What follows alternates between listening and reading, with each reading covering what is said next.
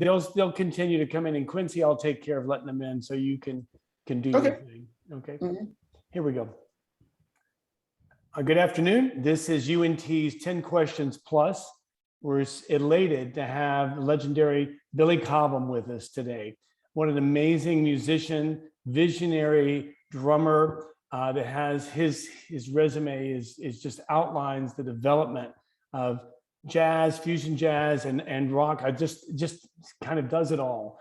We're so pleased to have him with us. He was back on campus about 10 years ago, 10 or 15 years ago, and that's too long. About good, yeah. Not good, yeah. So we're going to do that again soon. But for right now, we're happy to have him on Zoom. Before we get started, I just want to introduce myself. My name is Mark Ford. I coordinate the percussion program here at North Texas. And I'm very honored to work with Quincy Davis, who is our lead drum set instructor here. Again, another amazing musician. And Quincy, I'm going to turn it over to you to introduce the questions and be the MC today. All right. What an honor to be a MC for a Billy Cobham interview. That's amazing. Thank you so much for doing this, Mr. Cobham. It's truly an honor for myself and everybody here. So thank you for being. No problem. No problem for me. So for those of you who do not know who he is, Mr. Cobham is truly one of the most innovative and influential drummers of all time. And that's no exaggeration. Over the past 50 plus years in the business, he has performed with and recorded with,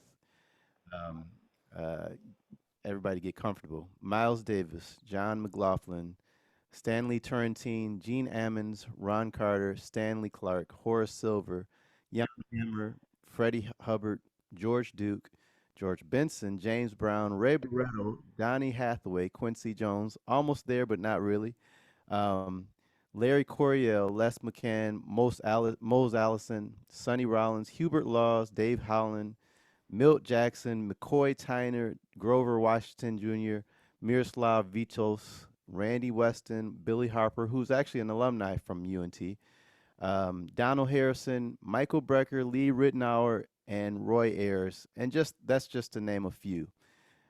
Truly remarkable career, and again, we're honored to have you here, and we're going to jump right into the questions we have prepared for you. So to ask her first question, Sophia, would you kick this thing off? And actually, for all those who are asking questions, let us know who you are, where you're from, and what year you are. So this is Sophia Swante. Hello, everyone. My name is Sophia Swante. I'm a fourth year here at UNT, and I'm from Mesquite, Texas. And my question to you, Billy, is could you discuss your musical upbringing?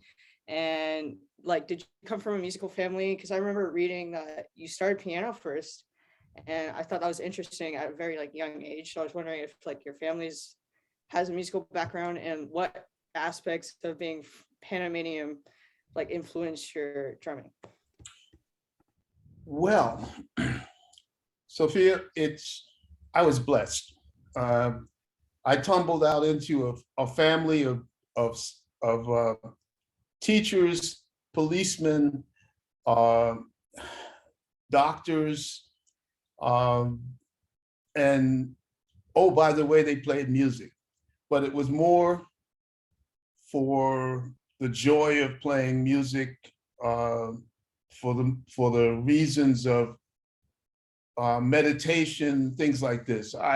And so when I was born, my cousins were already working either in the fire department, the bombero, or the police, but they made, because of where we lived in Colon, we were in primarily the Black community of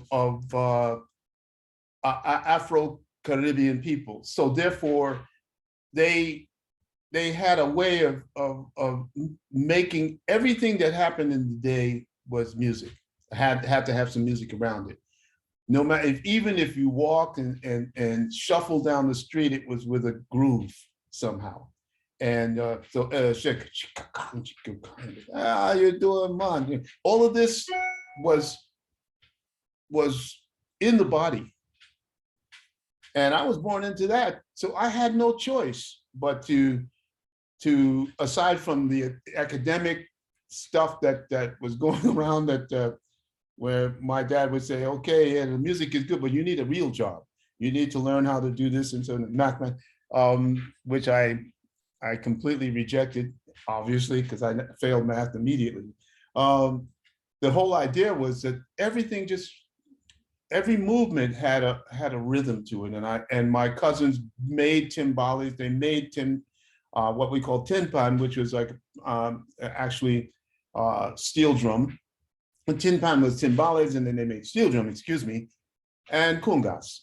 And aside from also being good at everything, was jack of all trades. You fixed bicycles, or you did math, anything that was for a family that was resourceful. You could find a way to make it, and we were kind of blessed in that way. So when it came time for my father to find a better or a more advantageous environment in which to survive, we had family in the United States, and we moved to New York.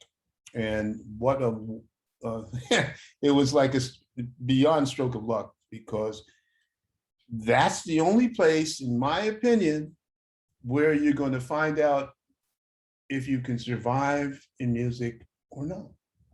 Really, for survive. I mean, if you can make it in New York, you can make it anywhere in the world. You know, it's about discipline. It's about a lot of different things that have to come together. But that was then, and I don't know about now, but that was the seat of everything that was happening in Western music. You could play in New York, you could play anywhere. And so that's, it was easy for me to listen to my folks, listen to my father, who played piano, but it was just a game for him. He was a mathematician. And my mom was a tailor, but she sang a lot because she loved jazz and Latin music. And my father played Latin music. It was like, we live it. I mean, how could we not play it?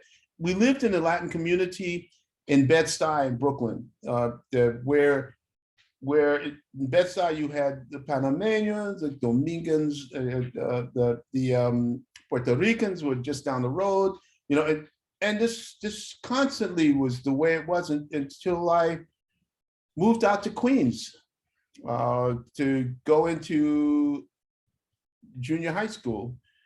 And then from there, went to high school. Next thing you know, it was time for the Army. Where'd I go? United States Army Band.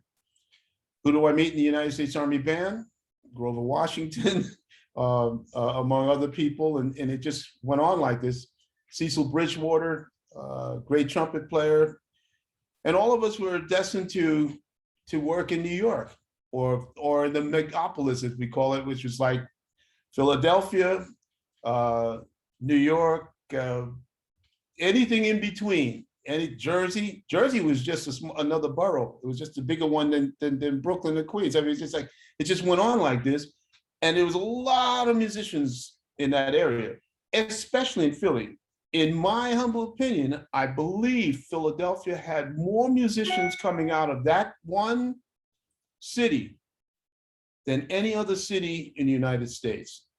Probably with Chicago and Detroit coming up. New York had, all the musicians came to New York, you know, but it was, I mean, when you think about the amount of people that have come out of Philadelphia who could play at the drop of a hat, it's just astounding, amazing, you know, from Kenny Barron and Bill Barron and all the other people that were there. It's just off the hook. And so it's a lot to say. And then, I mean, with Detroit and Chicago, oh my, you know, New York is a rich place. So that's, somewhere in there is my answer. Okay. Thank you. Good? You're welcome. Yeah. I just want to ask, like, you mentioned being like a jack of all trades. Do you think that also applies to your playing? Say that again. I mean, the whole Texas swang is a little bit slow. I got to get used to it. One more time, slowly. please. My bad. I'm sorry. Uh, I was wondering if being a jack of all trades is also applied to your philosophy of playing or just in life in general. Yeah, because I don't have a choice. You know, it's trying to, but I mean, I do have a specialty. I mean, I wish I could even match mallets with Mark, but I don't. I play my marimba at home to compose on. Mark is the real deal, you see, and so I go in the opposite direction. I found a lot of my specialty is coming from the drum set, not just rhythm, but the layers above. To compose and to play the drum set as I would play a marimba. So that means I've got to tune the drums. I've got to bring them all into line in some musical fashion that will help to enhance the musical overall presentation in real time as I'm playing. So I have to be selective of what drum I play, what cymbal, you know, how I touch, how I play it effectively in bass drum, how, and if all this is going on, I've got to keep everybody in line and check in terms of groove, how that feels. So a jack of all trades, not to the extent that I could ever be. It's I look at trying to accomplish as much as I can in all aspects of music from my drum set or through my drum set, with the idea that I'll never be able to get it all in before I die. There's just too much to do. So just do what I can to help sustain certain aspects of performance of what we do as a group, in terms of what I contribute to the group.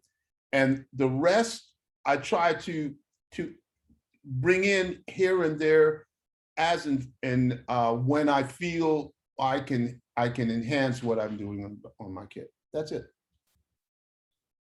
All right. Thank you so much. You're welcome. Great. I do not believe Tanner is with us, but we'll go ahead and ask questions.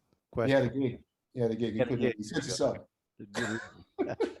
I'll ask his question for you. So he asked, while you were still developing your own voice, who were some of your biggest influences? And maybe Roy Haynes, uh-huh. Roy Haynes, Elvin Jones, Louis Belson, Max Roach. Am I boring anybody? Elvin Jones, of course, Buddy Rich, of course, you know. It's like Zooty Singleton. I mean, it just goes on and on and on. And definitely not least, just anybody on the street that sounded good. Somehow, great example. I went for the first time in my life to a now famous city for all the wrong reasons in Norway named Kongsberg. And I was there with Randy Western and Oliver Nelson and Jimmy Owens in 1969, 68, somewhere in there. I'd just come out of the Army, and it was the summer. And out of the blue, before we're going to play, it's, you know, it's what they call white nights in Europe, which is the summer nights. The summer just never goes away for so many hours. You can, except it looks like the afternoon in the middle at about 4 o'clock in the morning on a given day, with the sun still kind of down but not quite. And so as I'm walking, because I can't sleep, I'm totally out of my body clock is way out of line. I hear somebody playing, and it turns out to be the first time I ever met the violinist saxophonist named Michael Urbaniak. He was at the Kongsberg Jazz Festival. And next to him, jamming with him outside in the park by the hotel, is Dizzy Gillespie and Moody. And they're playing it, And there's a drummer in the back that's playing on a Chinese knocker that's a big China knocker that I've been playing since then. And he's playing it as a kind of parabolic dish. So he's bashing this thing because the drum set that he's playing on is like a 16-inch bass drum. All these guys are playing outside. He's banging on the bass drum and he's going thump, thump, thump, thump, thump, thump, thump. And you're hearing this cymbal, bash, bash, you can only hear thump, thump, thump. But it made a lot of sense to me. And I said, okay, never thinking that there would come a time when I need to use something like that for the purpose of just being heard, because the band I was working with at the time averaged per night over 3 hours, about 120 dB every night. And so that's the only way I could get their attention. And so I would, I just come up with these things, learn, and it would all just stay with me. And the people who influenced me, that guy influenced me in a way to bring out certain aspects that I never, for the future, that I never dreamed I'd ever have the shot to do, to use. And then on the other hand, to have Roy Haynes come in 1967 to, I think early 67, he came he was kind of like an uncle to me, and Artie Simmons, his nephew. We all played in a band called the Jazz Samaritans back in those days with George Cables was the piano player, and Clint Houston, the late Clint Houston, was the bass player. And we used to play dances and stuff on 168th Street in New York, where they used to run indoor track, all kinds of things like this was happening. And so I invited the Army band that I was in was the 378th Army Band at Brooklyn Army Terminal, just right around the time that the Verrazano Narrows Bridge was about just getting ready to open, or may have opened already. And so we'd have after hours a rehearsal band, and we invited Roy to come down. I thought I knew everything. I thought I was ready. Everything was cool. Got arrangements from a guy named Llewellyn Matthews, whom I knew as a French horn player in a youth band that I used to work with under John Lewis and Gunther Schiller. And he turned out to be a great arranger and a writer, and he was a piano player and the musical director for Nancy Wilson for a long time. And would you believe he wrote an arrangement? He was studying, I think, with Lalo Schifrin at the time, and he brought the New Fantasy recording down for us to play. And Roy came, and Artie brought Roy down, and we were playing.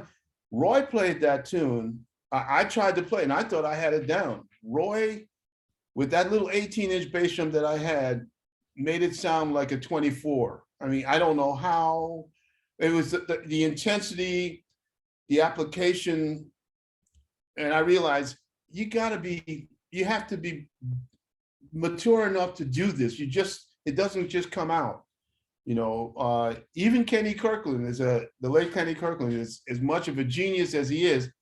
He had to find it from somebody, and oh my, his resources were amazing. And the same thing, it was like, you have to learn, you have to keep your ears open, be ready to more times than not make a mistake and learn from those mistakes. Those will make you better, because you'll never forget how you embarrassed yourself one way or another. It's just the way life is, and you got to go through it. No one was born perfect. And as artists, all artists are far from that. There's certain things that'll be good and other things that'll be absolutely awful. It's just that you have to decide which way you want to go. That's what that's all about. Great. Let's move on to the next question by Aramis Fernandez. Artemis, are you Hello, I'm right here. Hello, Mr. Cobham. It is an absolute honor to be able to talk to you and meet you and listen to all your wisdom. Question that I have piggybacks off the last question. So you listed off all your influences, all straight ahead jazz legends. My question is, what was your process for taking traditional jazz concepts and applying them to backbeat oriented? It was influential. And I wanted to know if you had other influences that weren't jazz legends and to see how you figured that out. Last question first, no. First question, second. Have you ever listened to, I left some people out who it kind of influenced me, not kind of, but did. One of them is Art Blakey. Have you ever listened to him? Okay. You ever check out the Jazz Messengers when they play Moanin', this tune? You remember how he played or what the groove was that's on that? He's playing a shuffle the whole time. And it has Thank you very much. And where else would you hear that? Can't tell me. Back. Every rock and roll shuffle, yeah. band has to have that, right? Yeah. So it comes, it's backwards, you see. Rock and roll actually was around with jazz. I don't know who put it out first or second. It's more commercial than what we consider to be jazz, clearly, okay? But now we're talking marketing. We're not talking necessarily music. It's like the whole hip hop thing could be placed can be given another name, and it would still fall on, as far as I'm concerned, fall under the same umbrella. It's just how well you do it, how you feel it. It's how, say, you guys, I'm saying when you guys, I say your generation, okay, and maybe one or two generations before you, which is still before me, coming after me, you all fall right into that because that's who you are. The music never lies. That's what you hear. And if you do it because that's what you hear, then that's how it's going to sound and that's what you feel. The rock thing always had this backbeat to it because it was part of a certain way of life. Music is a sonic mirror of everything we do, every sip we take, every word we say. The music won't lie, but we can through the words. You see, we can alter the words and say whatever. But when we put it down, lay down the music the way we really feel, it only comes out one way, and it's quite sincere. You cannot lie. Either you can play or you can't. Either you have something to say or not. But there's no gray area. If you can play, it's the best time of the day for you. And you want to express yourself in the most emotional, sincere, genuine way that you can. So why in God's name would you want to lie? I mean, then so therefore, when you hear that fatback in the backside for any funk or anything, that's what people felt. It's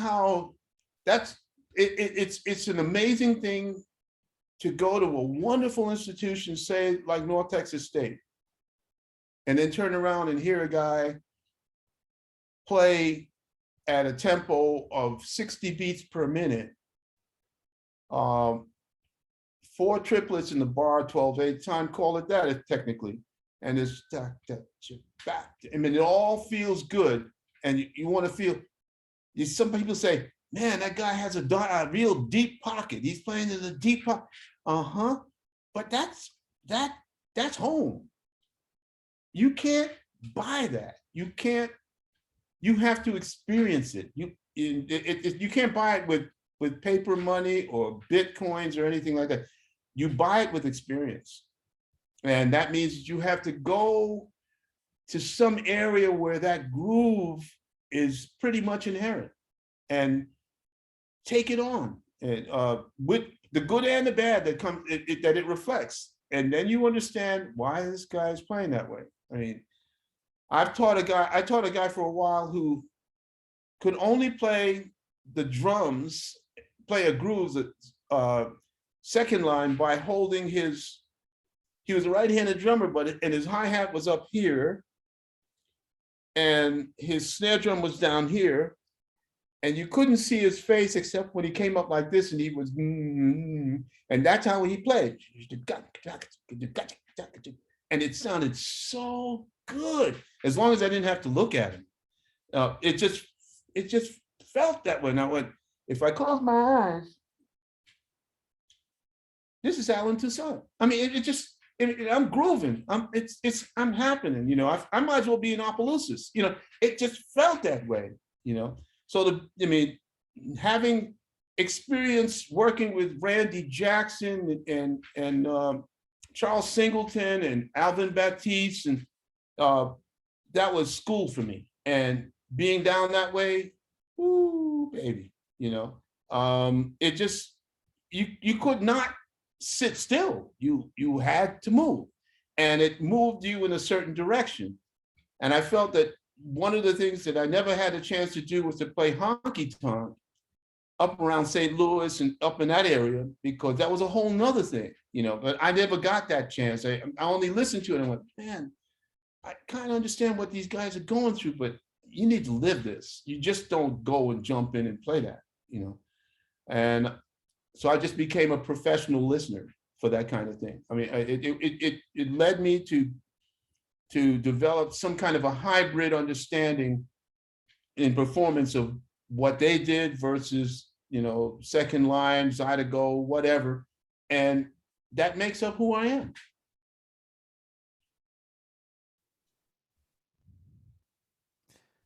Great. It's deeper than what he was expecting, right, Hermes? Yes, thank you so much. Thank you. No problem. Good way. That's what we need. Okay, up next is Jacob Speth. Hi, Mr. Cobham. Thank you so much for being here today. Hi, Jacob. Hi, Jacob. It's an honor to be talking to you. My question for you is, what was it like recording albums such as Bitches Brew and A Tribute to Jack Johnson, where there's super long sections of improvisation? And more specifically, like, what was planned before the recording started, and how did you take that and go through the music and make it as incredible as it is? Here's the joke. Nothing was planned. Honest. I remember coming to Miles's house and was given a piece of paper. I'm not sure if it was by Miles or Gil Evans, with it was public school kind of trademark lined paper for school, composition paper. It wasn't even composition for music. It was just to write an essay. And on each line were 8 notes. And Miles said, I think it was Miles or Gil, this is what I'm going to play tomorrow. And what am I supposed to say? No? So, I mean, I'm looking at this and I'm going, I'm missing something. I'm sure I'm missing something. I'm the idiot immediately. It can't be, everyone else is smarter than me. I should just shut up and just look at this, and eventually it'll all come to being. Just go home and be quiet and dream about these 8 notes. Well, before that, I could do that. A few different ideas were kicked around. And then that kind of was it. Now I'm just talking about doing doing Bitches Brew. I can tell you, Bitches Brew, on the corner, a Live Evil, Circle in the Square, or Circling Around, whatever they call that stuff these days. I can't tell you where I'm on those records. Somebody said, oh, all I know is that when I got Bitches Brew from Miles, he said, you played your ass off on it. I went to myself, really? Okay, so now I'm anxious to go listen and hear where I played. I put it on, I went, Jesus, I can't figure out where I am. But I don't remember playing anything really. But if he said I'm playing on it, I guess they know what they're talking about. And then then as time went by, in a short period of time, like months, a few months, the other 3 records came out. And I was like, man, I still don't understand where I played on any of it. But I guess I did something. The only record that I knew I played on for sure, because it was a mistake, was Jack Johnson. It was an absolute, no, it wasn't supposed to happen. The line from Miles was, don't play in between takes. We started to do this thing around 10 in the morning. We only recorded from 10 o'clock until 12 o'clock, 12:30. The whole idea was that I was supposed to play, we were supposed to play with me, Michael Henderson, Steve Grossman, and McLaughlin. Yeah, I don't think, oh, Herbie showed up later during the latter part, say between 12 and 12:30. But none of it was planned. Whatever we were supposed to play for the Jack Johnson soundtrack, I don't think we ever played. I mean, I don't remember. All I remember is that we played this shuffle that John started, and it was like, and he'd been doing this thing with Tony in Lifetime already. Oh, and they had this groove with Larry Young, and it all made sense. And we're playing, and it was just waiting for Miles to come out of the control room to say, okay, this is what we're going to do. Instead, after screaming at us for at least 2 times, 3 times, the 3rd time he came out and he said to Tio, I said, red button. And we just played the shuffle. And when that shuffle was over, that was the soundtrack. At least one portion of the soundtrack, because then Tio Macero made an edit, and that's when Jack DeJohnette comes in. And now we're into Silent Way, and it all works. I don't know. And that's how I heard the record. In the middle of all of that, because of the solo that Herbie took that was not supposed to be there, Herbie wasn't supposed to be there. He came in with a bag of groceries and put it and a Fat Albert Rotunda record to give to Miles and said, they're going to release this, and Miles said, play. And this is while me and the group, we're bashing. And Miles is pointing at him, said, play. And Herbie said, no, I can't play. I've got your groceries in the triple park downstairs. I got to go move the car. Miles is saying, play. Herbie had no choice, especially when Miles said, play. And that was the end of that. Next, what we got is what we got. And so now, improvisation.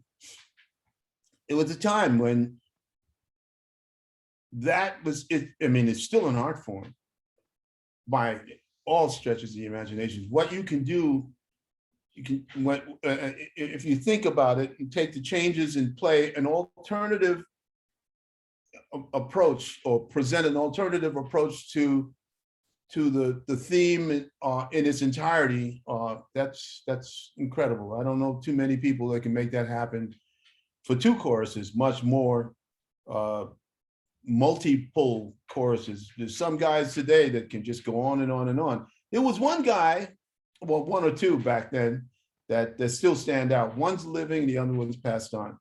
The one that's living is Sonny Rollins. He could play chorus after chorus after chorus after chorus. And then there was a guy named Coltrane, and he would just play and play and play and play. And all of it made sense. That's the whole thing. It's not just the notes or playing through the changes, arpeggios, no, it was a story. It was a story. What's unique about Sonny is that he didn't need a band. His sense of his timing and the selection of notes to play in a linear fashion was just off the hook, And the fact that he could do it, Gary Burton, another one, just without a band. I was just listening, and I knew exactly where he was. He just somehow he could take it and bring it on back. And carry you with. That's an art form on another level. It's something to shoot for. Not everybody has that. And so I'm still trying to make that work. That's what that's all about. Yeah. Well, something's definitely working for you, I think. So. Not quite there yet. No. And when I get it, I'll continue. I'm not going to become a postman. No. All right. So next up is Kaylee Philbin. Kaylee. Is she here? Kaylee? Kaylee. Okay, another one. I'll ask her question for you. What were some of the best pieces of advice you picked up from playing with Miles Davis? And was it then that you began to experiment with your setup and technique? Last question first. No, that started to happen around 1985. But the first question, and I'll come back to that in a second. The first question was about Miles, is that he managed by his actions. He had a good philosophy. He was very, very astute in terms of understanding the individuals whom he was working with or were working with him. He knew who to invite and bring to the forefront. I was honored that he would even think about me. But that came from working with Junior Mance at the top of the Village Gate, right on the same night that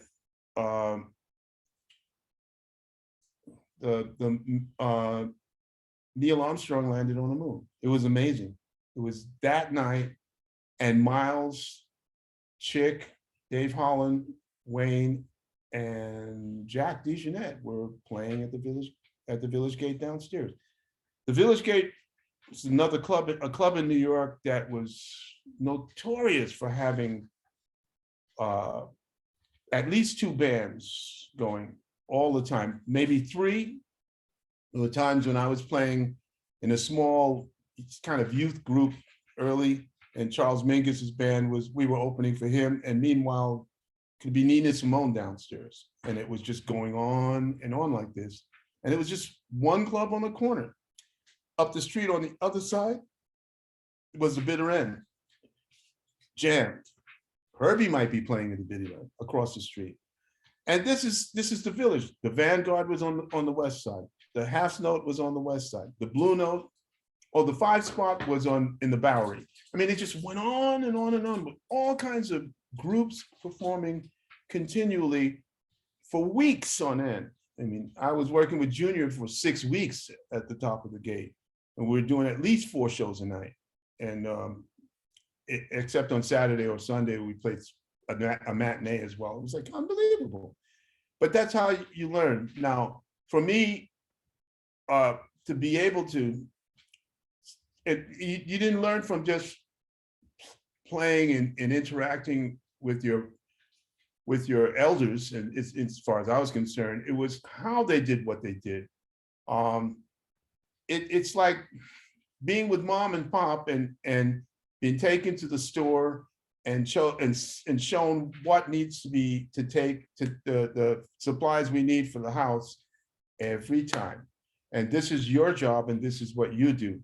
When we get home, how we clean the house, boom, boom, boom, boom, boom. After a while, the same thing with music. It's the same. Working in a band, what does the leader like to hear, feel, the groove, how to solidify, connect that with everyday life.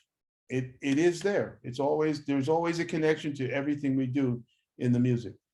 And so then it's not about talking. Miles would only call, said, "You free tomorrow?" I said, "What time?" 10 o'clock, CBS. And that was it. So I was there because they knew I wouldn't, the chances are very slim that I wasn't going to be there if I said it was free. And God help me if I wasn't there. But there we are. That didn't happen. So that way I didn't need to know. And it was nice. Again, just the experiences of being around people like that.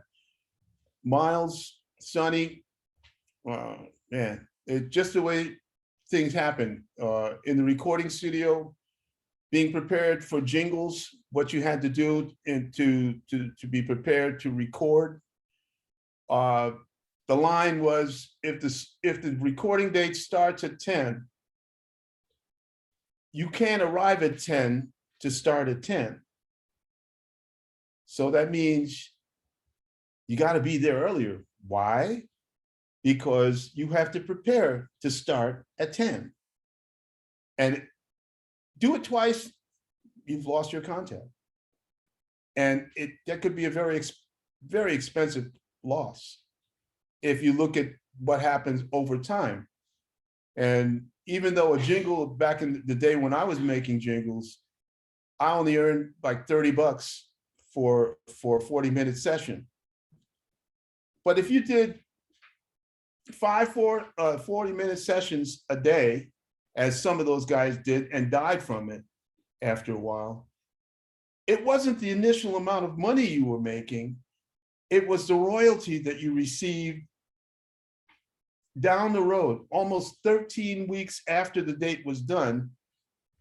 The royalty could be as much as $1,000 or more, depending on the kind of product you were selling. So all these things added up, and you start to go, well, wait a minute. And this is where you get sucked in. Now you're doing jingles and it's commercial after commercial after commercial after commercial. That's great. Now you have your big $1 million or $100,000 house. Oh, that's great. And now you're not playing any more music anymore. You're just doing 40-minute jingles with a possible 20. And that's where all the Thad Jones, Mel Lewis big band and this big band and that big band, all these cats needed some place to play where they could really play. And they weren't charging any money to go down and play. They were fighting over the positions in the band just to play. And then you couldn't have, you either had one or the other, you know, and it was an interesting situation. And that's the downside of New York. So all these answers in one. Great. We'll skip the next one. He's not here, so we'll skip to Mr. Merritt, James Merritt. Hello, Mr. Cobham. It's an honor sir. to have you today. Thank you. So my question is, it's kind of two questions of one, but they're pretty connected at least. But my first part of the question is, what was your reaction when your debut album Spectrum hit #1 on the jazz Billboard charts? And then the second part of the question is, you know, with that being said, what was the process of like composing all the tunes and rehearsing? And what was it like just like in the studio, just working on the album? What happened with Spectrum, I didn't know it was going to be, it was not meant to be a hit. And that throws me into the second part, because I'll come back to that. The story goes like this. In 1973, John McLaughlin decided that he wanted to make a switch with musicians. And he contacted me in the hotel and said, hey, will you hang around for this, the next year? I want to change Jan and Jerry and probably Rick. I said, okay, man, whatever. It's your band. I mean, whatever. I'm there. You know, I'm enjoying myself, no problem.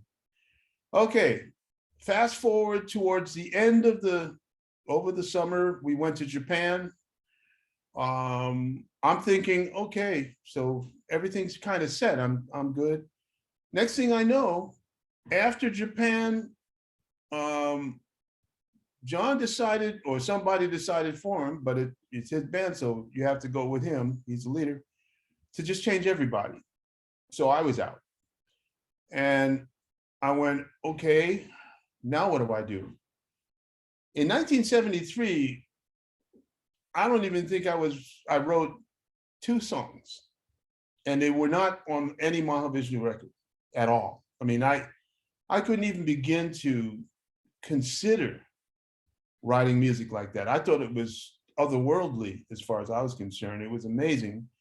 And until to this day, in my opinion, it's the best stuff John McLaughlin ever did of his own compositions, without my knowing about anything else that he's done.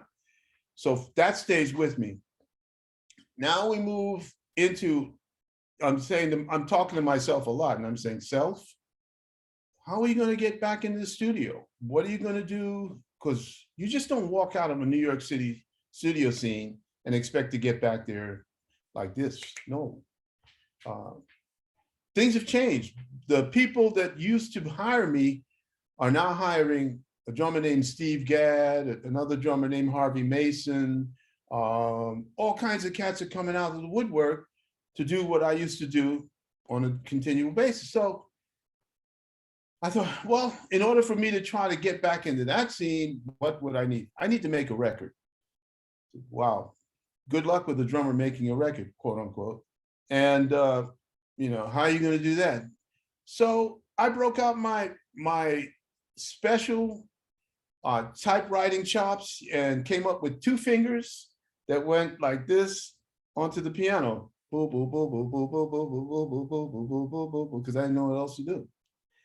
And I realized then, out of desperation, that if I can get this bass line written, and I went to school for music and all.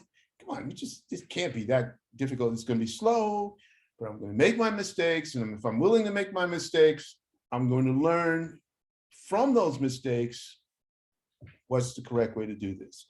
And also, I had a tremendous support mechanism in people like Roland Hanna and Ron Carter and Jimmy Owens and all these guys, Louis Belson, saying, yeah, right, man.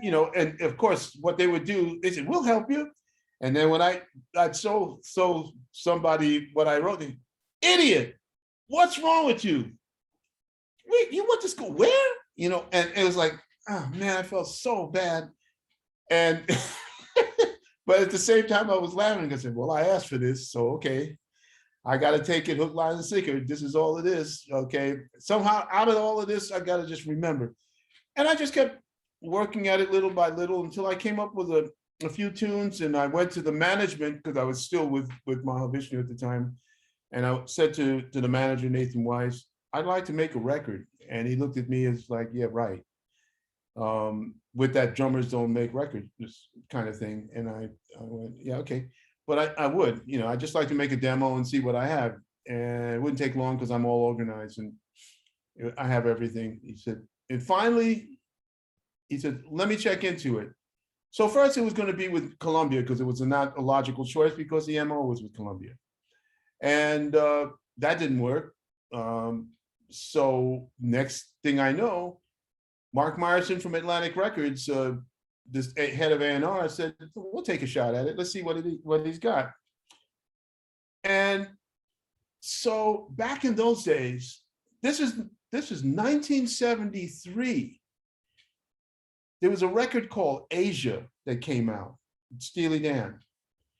Rumor, as I was told, that record cost $700,000 to make. An LP of about, I'll give you 45 minutes if it was even that. LPs could not be longer than that. And it was amazing. It was immaculate. I mean, everything in place. And the reason why it cost so much was because I was told more than once they had the whole thing pre-ordered, shrink wrapped in the warehouses, and somebody got the bright idea that they didn't like one of the tunes and they wanted to make a change. So they went back and did it. And all of this I'm studying, I'm saying, okay, well, what happens if I were to just take for what I'm listening on the record, not the musical content, generally speaking, it's about the organization of the production. What would it take to really kind of make this happen within reason for somebody like me? And I started to, in my mind, figure out, okay, who do I want to play the music that I've written? That's number one. Because I knew way back then, what I needed to do was to have people play what I wrote as if they wrote it, as if they owned it. I didn't want to prove anything to anybody, like I'm the greatest blah, blah, blah since Stravinsky. I just wanted to document some information that I felt that it would be easy for the general public to accept and live with. So with that in mind, thinking that here I am, the guy that plays 1,000,000 notes per bar from a band that's like, you know, all over the place for 3 hours every night, to bum bum ba-da-dum, ba-dum, ba-dum, ba-dum, bum, ba-da-dum. I wonder how that's going to go over. Just because the human mind's like, Billy Cobham, why would I want to listen to something like, he did what? And then they start to listen to it, and the DJ started, he did where, he was with whom, he played with what, and he's done this. That was my hook. So in this is the artist side and the management side that we have. If you look at the whole picture of what's going on today, not only do you have the tools to play, you know, all the scales and all the modes and all of this and that. Okay, rudiments, okay. And then what do you do with them? You know, what are you gonna write? What's it gonna sound like? Well, it's not just the direction in which you wanna go, it's that who is it that's writing this? You, and you wanna present you, but in a way that everybody can understand who you are. Okay, so for me, it was about finding a really good groove player on guitar. So enter Tommy Bolin. The first time I heard him, he was 19. You know, I think he was like 21 when he started playing. You know, or so. And no, he's 22 or 23 because we heard him. Dreams was playing somewhere around Daytona at the Speedway or so, and he was playing with a band called Zephyr, and they were rocking, and I couldn't believe it. Turned out he was 19, okay? So I said, hey, he was in town. I said, you'd be interested in doing this? And I got him, Jan. Jan has always been my groove guy. He was a kind of the go-to guy. He was a pivotal man in the Mahavishnu Orchestra. He had very strong technique, piano, synth, no problem. I mean, he was the one that took the mini Moog to the next level. He didn't go with ARP, he went with Moog. And for me, I was used to that. I wanted to use a good, solid bass player that laid it down that I could feel comfortable with. Actually, I needed two. So I knew I had Ron on upright, Carter, but I needed Lee Sklar, who happened to be with a band called The Section, who was working behind James Taylor, who was managed by the same management. So I asked him if he was free. It was that easy. You put everybody together, and we just went through all of the material as a demo. And I think I played about 6 or 7 tunes, present in less than 3 hours time. Gave it to Nat, manager, and he took it to whoever I said was the head of A&R, Mark Myerson. And the next thing you know, it was like, okay, we'll take a shot. How much money do you want? And I thought really seriously that I had it all planned out, like to play the rehearsal, the recordings, 3 days I recorded it at Hendrix's place downtown on 8th Street. So I started like, let's say Tuesday, Wednesday, Thursday, we were done. Friday, I was on a flight to London with Ken Scott, my co-producer, to mix the thing. We arrived in London. We mixed on Saturday and Sunday. I was back in New York on Monday. and it cost me $32,500. All total of that budget. Out of that, I made $10,000 net profit because I had everything in place. Okay. And I still didn't know what I had. I just felt that it all sounded good and it best represented me. I was not thinking about some commercial success that was way beyond my understanding. I just thought I made a record for my mom and my dad, and I'm going to give the family a couple of bits and pieces, and that'd be the end of it. And if I had a wedding or something like that, I could offer that as an example of what I did with a band if I had a band. And I started to work again. I didn't know I had a hit record for 6 months. The record was out. I just never, because I never listened to the radio. I mean, it was like, why am I doing that? I'm busy in the studio. Why would I be listening to radio? I got enough music, you know? So next thing I know, I'm getting phone calls like from head of A&R, from Mark, and saying, where have you been? I said, no, man, I was on a Jackie and Roy date up at CTI. I mean, at Rudy Van Gelder's. I said, no, you're in town? I said, yeah, where else am I going to be? I don't have anything else to do, so I've just been doing the studio. Why'd you call in? Well, why would I call in? Well, we made a record, right? So, okay, fine, I made a record. No, don't you understand? And when he told me that, my record had at that point in time was number 32 with a bullet, and I had no idea. I said, what's a bullet? I mean, I didn't have any idea about that, man. I mean, so to finally get to understand that it got up to number 1 on the jazz charts, I was like, so now what do I do? And he said, well, you need a band. I said, no, that's expensive. I can't have a band. I can't afford a band. You know, I've been totally out. I said, that was not my intention, you know. No, you got to do it. Then they said the magic word, we'll give you the money. Okay. But then I became very, very frightened because I don't even know. And management, no. I've never had good luck with management. It's just me. I'm just, you know, I'm toxic to most managements. So there you go. So not much else I can say. I'm the bad guy. But I had to go and make my mistakes myself, you know, in the end, because boy, did I get beat up when it comes to all of that kind of stuff.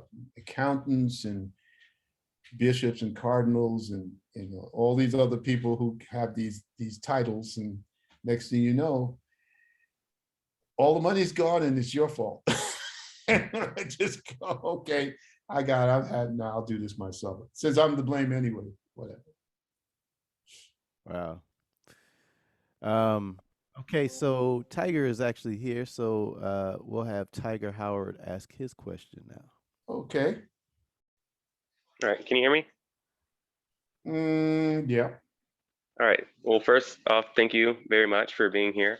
My question was, what is your approach to incorporating rudiments in your playing, and how has that changed from the start of your career to now? So the progression of how you use that and how you implement them into your playing, and the style of the rudiments from then on. Well, what I found was that I need to go the most simplistic way I can. So I found fundamentally, I would say 3, but really it's 4 rudimental patterns that I use in any situation, depending on where I accentuate the pattern. One is a roll, single. Another one's a roll, double. The other one's triplet. And the other one is a paradiddle.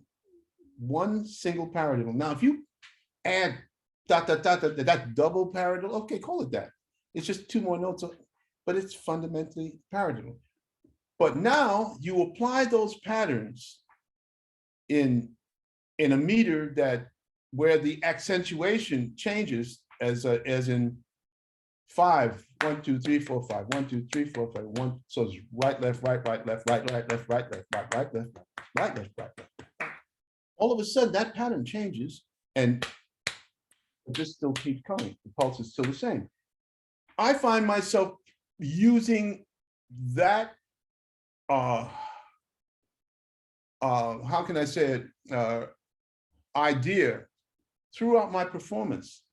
So I'm still using just fundamentally those 4 patterns, but they can come up, I can add roughs, I can add flams to them.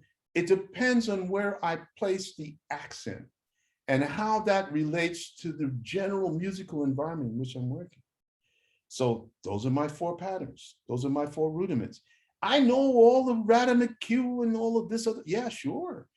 But why would I, as I learned when I went from the drum and bugle corps that I was involved with back in the East to the United States Army Band, where we played, they wanted me to play a solo. And I had about a 2-week problem trying to get out of a 4-bar solo of mine, but because I kept playing 7s and 5s and now, it was driving me up the wall. And I went, no, I got to round everything off. And then as I'm rounding things, and all of a sudden it was 5, was using 6s instead of 7s, because it did not feel correct for me. It did not flow.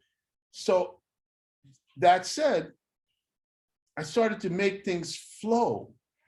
It was about playing in time and in sync and in combination with other patterns. And all of a sudden things started to go better. And it wasn't about the rudiments. It was about the patterns that were placed and played on each drum in combination with those patterns to provide a specific tonal character or percussive character that's projected into the overall musical picture. Thank you very much. You're quite welcome very much. All right, so we have a few more questions. So let's see. This is Yun Chen Chao. You're up. Hello, Mr. Cobham. Thank you for being here today. Thank you for having me over. So my question for you is, can you talk about how you got to play with the George Duke Band?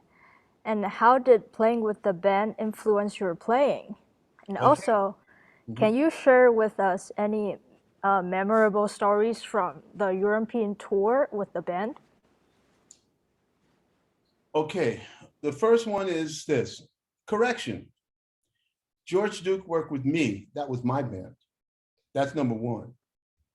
I was the chief cook and bottle washer. I was the guy that paid the bills. Okay, I was the guy that hired George. I hired John Schofield. I hired Alfonso Johnson. The only thing I didn't have was a ruthless management organization that George had to make me to give the impression that all of this was bass backwards. It was the other way around. So of course I took the hit, and all of these things happened. But in the process, I gained tremendously from it. I learned a lot about just life in general. But music is a very, very important part. Sometimes it's not in how much money you make. It is the value is in the music you make. We had a wonderful group that lasted less than a year, and could have gone farther if it wasn't for his management associations. But that was not my problem. It just couldn't go, so it didn't go. But overall, we had a second album that we should have put out, and it just didn't come together the way I would have liked it to have been. We waited so long that I ended up not wanting to be associated with the product, because it was over 25 years old before they wanted to put this thing out again. And I didn't think that my performance 25 years later, as I listened to it, really made me feel like it really represented me. And that's something that's very, very important. When I play for whatever I put down. It's for forever, but at some point in time, you have to go back and take a look. And being 25 years old, I said, why did I play so many notes? Why did I have to do that? Was it necessary, really? All of this I'm asking myself.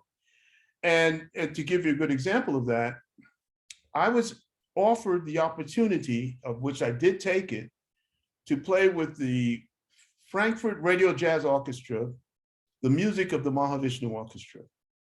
And I produced an album from that for a small German label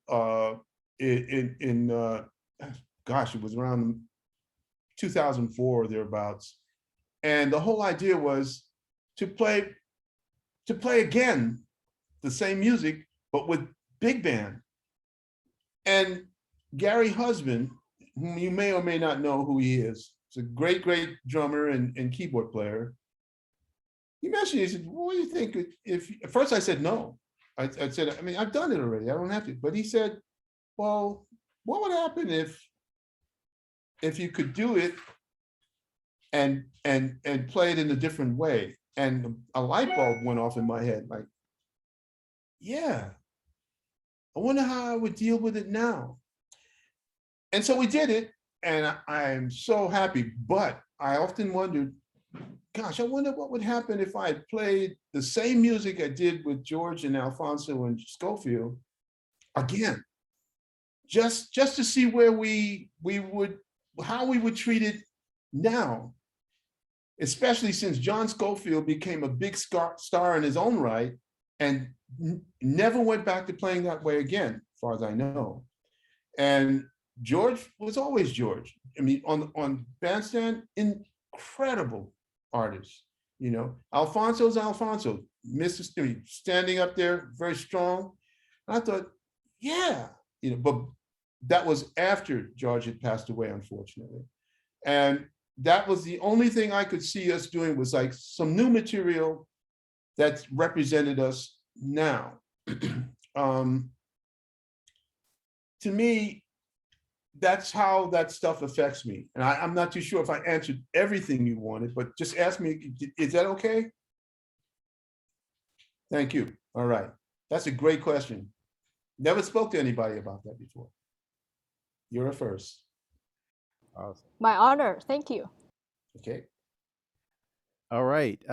Moving on to Mr. Isaac Lavigne from San Antonio. Hi, Mr. Cobham. It's a pleasure to speak with you.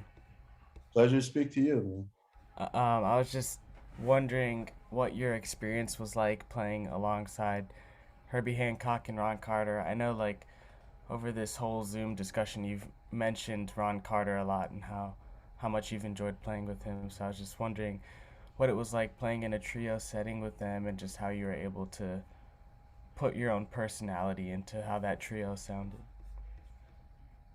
Well, I guess I was able to incorporate my own personality into the music because I was allowed to.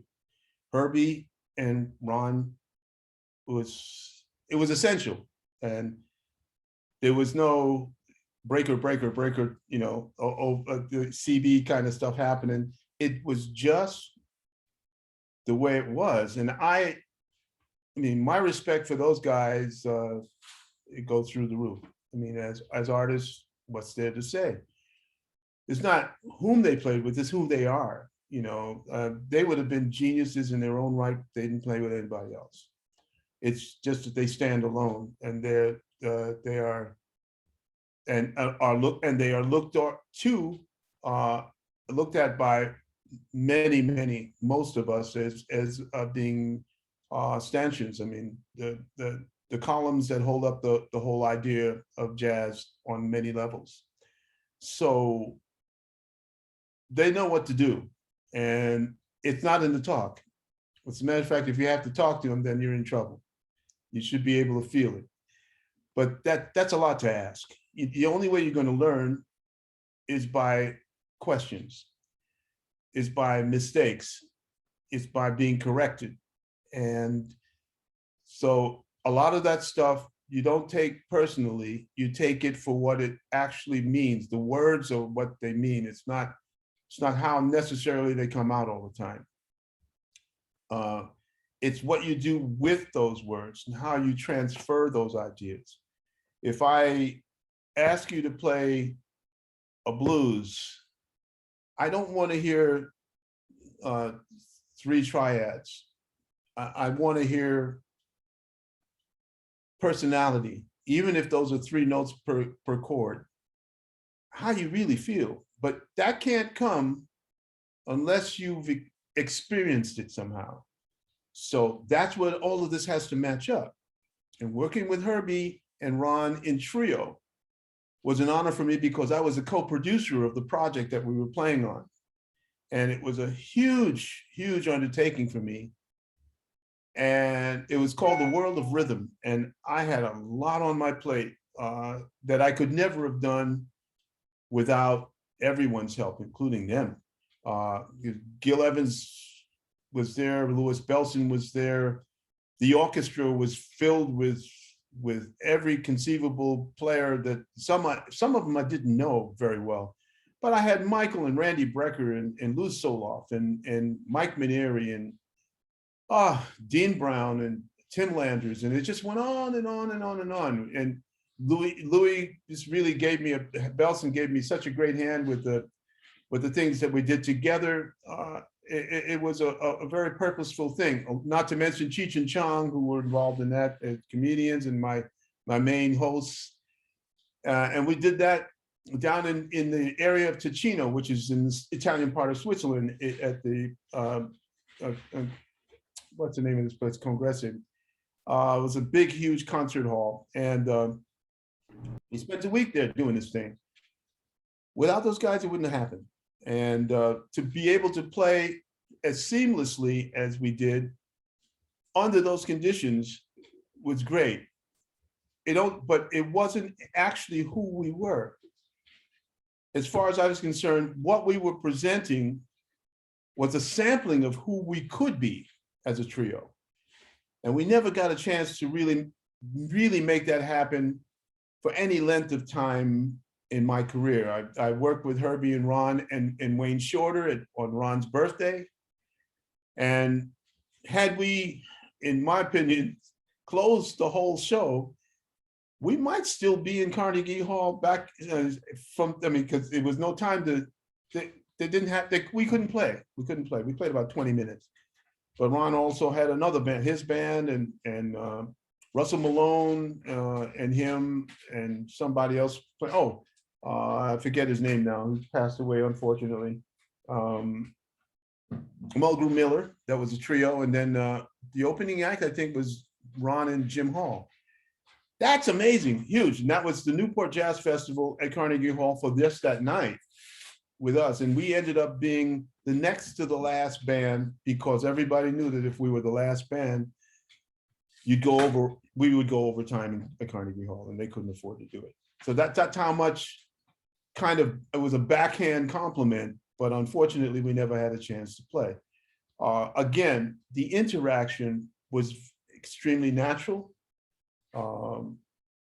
It's not just having ears, but absorbing the information, interpreting what it is for yourself, and then translating it out to those who you play with. No easy task in real time. It comes with experience. So that's where you got to go. Excellent. So we're striving to wrap up by around 3:30. So we just have a couple more questions, and selfishly, I would love to be one of those questions. Ijwal, you're going to be the last question, so you're on deck. But I'd love to ask you how playing in the Mahavishnu Orchestra helped develop your technique in general. To what degree did it help you kind of develop your technique and your approach? Very important, very important. Knowing that, let's see, how far back? 1969. I think that's a good place to start. 68. I had an opportunity to play with Herbie in Sexton in the band as a sub for Tootie Heath at that time. And Tootie was en route from Norway. He was moving back, and Herbie had helped me, asked me if I would come in and sub him. Yeah, sure, no problem. He called Eye of the Hurricane. I knew the tune as a listener, and I think we had a little rehearsal maybe prior, and my goodness, I was so upset with myself because I couldn't play I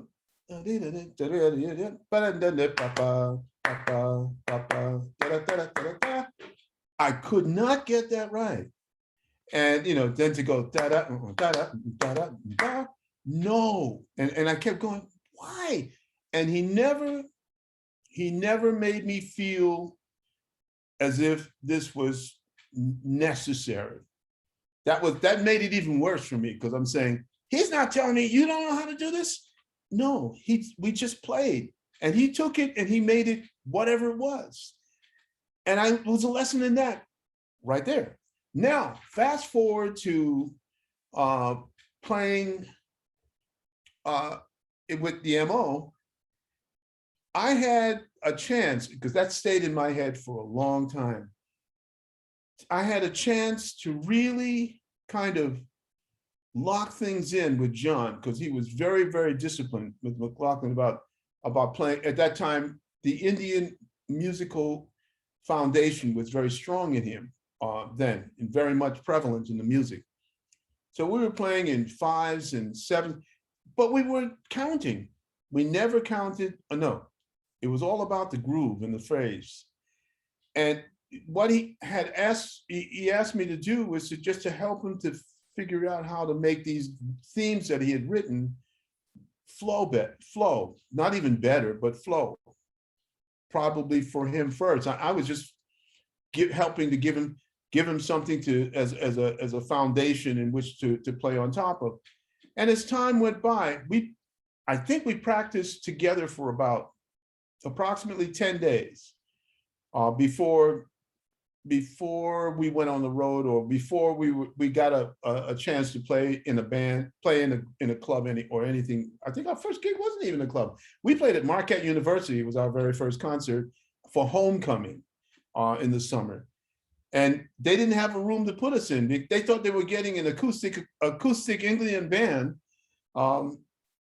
with a guitar player / Sherrod player named John McLaughlin. And we came equipped with Jim Marshall amps, and that didn't go over so well. So they put us out on the actual I-90 highway, facing the cars as they went by, because they had no place else to put us. And that was the last place that I ever broke a bass drum head, because nobody could hear me. But we had a captive audience, and they just couldn't stop. And so with that in mind, Jerry Goodman and Jan and Rick we all came together in the last four days or something like that. And we had a pretty good shot at making things work. We played then down in the village a little bit, and people started to take notice, and we had wonderful, for John, it was like the paramount management organization to represent him. So I was just along for the ride. But what I learned was that I could phrase. So in essence, being a Carib Latin, Central American player, I'm hearing everything in 4 with a little bit left over, not just sort of throw it in for good measure. And somehow it was all about the phrase. It wasn't about the number. So it's like, and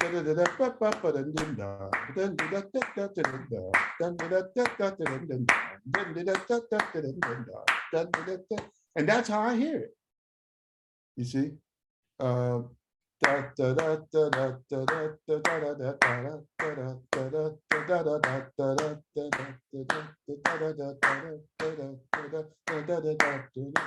And that's how I hear it. You see?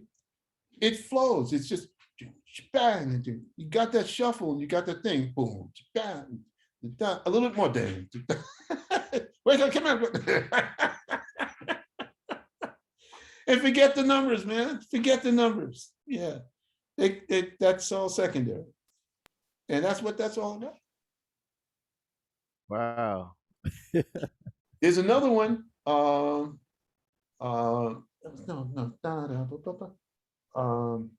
It was one where I can't remember the name of the tune now. It's a slow tune.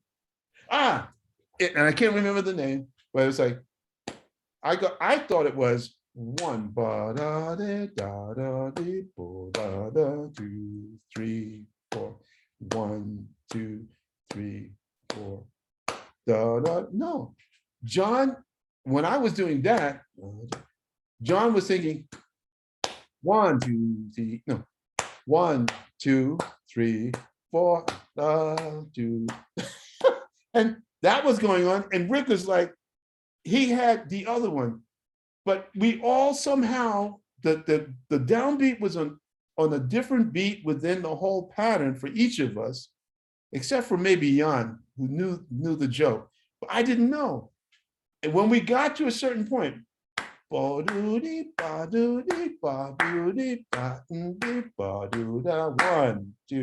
3, 4, 1, 2, 3, 4, back, and then it would start again. And I didn't learn that until after the band broke up, that we were playing like that. Everybody had, the line was, no, but where is it? Said, oh, it was here. No, man, the one is here. I went, no, can't be. I believe the tune is Dance of Maya. Is that the? It was Dance of Maya, yeah. I was completely, I was gobsmacked. I couldn't believe it, man. Couldn't believe it.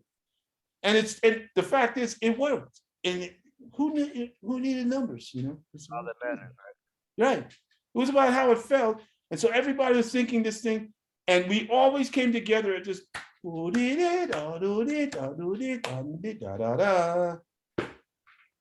wow. All right, I'm gonna listen to it a little differently now, but you see, a little more enlightenment. Hey, so we're gonna close out with our student from China, Yizuo Li. Hello, Mr. Cobham. It's Hi. a pleasure to talk with you. Oh, it's pleasure's mine. Yeah, thank you. My question is, what advice would you give to like young musicians like me entering the music industry? I don't say this tongue in cheek or to be funny, but this will take a while. Okay, it's a labor of love. It's a labor of your life, and there's no easy way. You know, yes, it's some luck, but you have to have the tools when the luck comes around in your favor to make it happen. But you can't just wait for it. Maybe you can also, how can I put it, create a situation for yourself where a lot of the things that you need to have in place for what you'd like to do, not what someone else would like you to do, are ready to go. And so you're already doing it. Next thing you know, it's not about the luck. You're actually doing it. And you realize, hey, but I didn't ask anybody here to do this. I did this myself. What I'm getting at is you need to just take a step away. You play only percussion? You just play percussion now, or are you? Yeah, okay. Just the drum set and yeah. Okay, so if you were to sit down and like somehow work out some patterns that you like to play, or to think about how you like to apply yourself to the drum set that you have, or what you think. I mean, for me, I was always thinking about what would my drums sound like? What heads would I like on the drums? Why would I want those drums heads to sound? How do I want to play with those heads? What kind of music am I thinking about playing?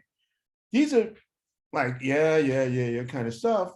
And at the same time, when you start to do it, you start to understand what goes into making a drum.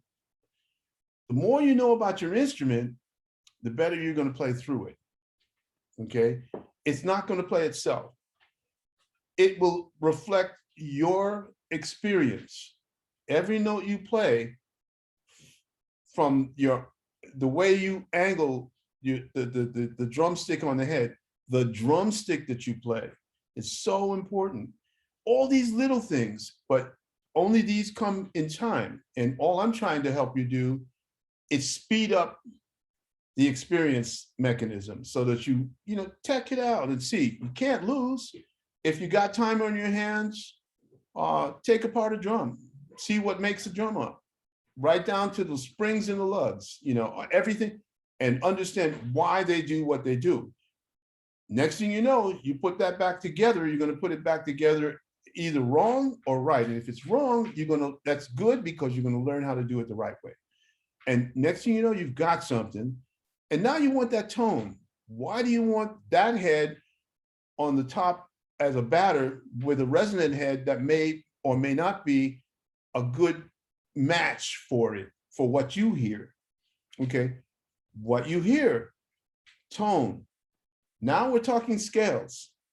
What kind of tunes are you playing? Where can you fit in certain music that you're playing?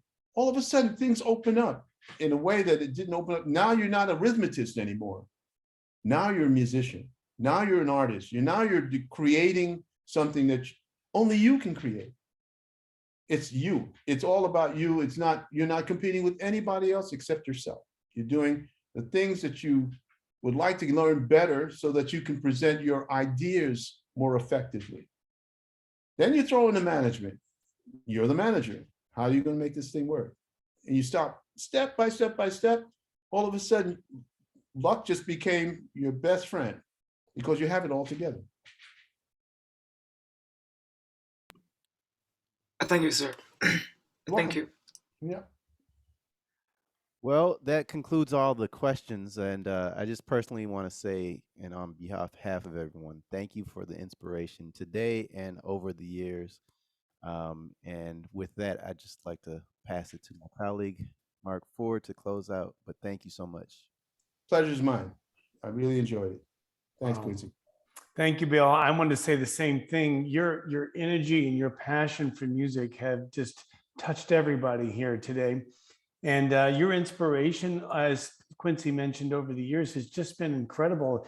It's about the power that you present at the drum set, but also that lyrical playing that you mentioned in terms of how it's not just about rhythm, it's about that lyrical aspect of how it connects with the music that you're hearing and that you're improvising with. And that's powerful. It's just incredible. So students, you've heard golden words here today from Bill Cobham. We're so thrilled to be with you today. Thank you so much for sharing with us, Bill. And we look forward to when you can come back to Texas. Okay, Mark, I forgot. I wanted to just add to everybody that if they have an opportunity on the 24th of this month, I'm doing my podcast, Billy Cobham's Guide to Stress-Free Drumming, and it's through Stages Music Arts and .com. If you want to go over there and check it out, it's me and Gary Husband and Dom Famularo will be there talking about God knows what. I don't know. If we do 3 hours once a month, at the last Sunday in every month, kicking around a lot of stuff as to what happens when we play and how we do what we do. They might pick up a few bits. No, I think it's about $50 or something like that. And everybody gets a chart from me. They can play along with one of my tunes. This month it's Serengeti Plains, and there's a PDF that comes with it, and you get that. You hear me playing, and then you can play it by yourself. Play drums. Yeah, everybody check that out. It looks really outstanding. Yeah. Well, great, Bill. We look forward to it again when we get a chance to see you, hopefully in person soon. And be safe. Yep, you too. Keep the music going, man. Okay, is Lynn Seaton still there? Oh yeah. Say hello for me. I sure will. All And right. I'll see Ed Soph this afternoon. Say hello for me. I will. Okay. All right. Very good. We need to play together. I got a couple of things to show you. I'm ready. I'm going to start practicing. No. I mean, it's just straight ahead. I mean, we want to do some things together. I'll try to send it to you. Send you what I've got. I'd love to get your opinion on it. Okay, man. Do it. All right. I can look forward to it. Thanks, Mark. Right. Take care, Take you guys. care. Good night. All right. See you later. Right. Bye-bye, everybody. Don't forget that Nancy Zeltzman will be with us on Tuesday evening at 7 o'clock. Take care. Bye-bye. Okay. Bye.